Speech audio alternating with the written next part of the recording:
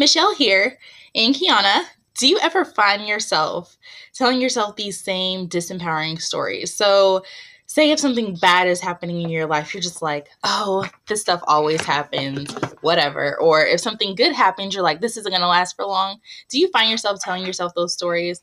Well, I used to be the same way until I learned a simple process that has changed my life. And literally, when I was getting ready for this video, I was tearing up going through the process. So the process is called scripting.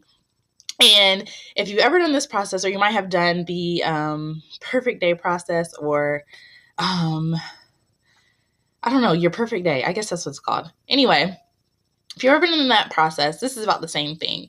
So you are going to take the time, you're going to take a few deep breaths, and you are going to get a bit of a pencil and paper, and you are going to write out your perfect day from start to finish, as much detail as possible, so that you can get in the feeling place while you're reading your script or your story.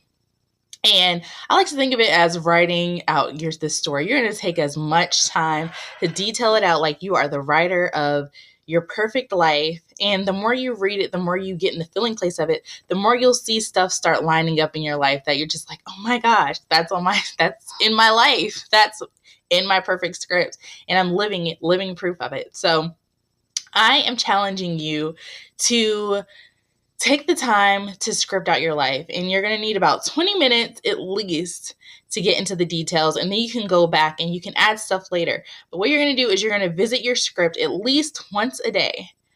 And I say at least because anytime that you feel some stuff coming up, you want to go refer to your perfect script. You don't have to go through the whole thing, but you can go to that segment. So say if you are just having the worst commute to work and you're like, I do not want to do this anymore.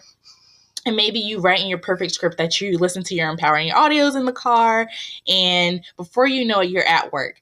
The traffic flows perfectly. There's none of the crazies on the road, like I like to say.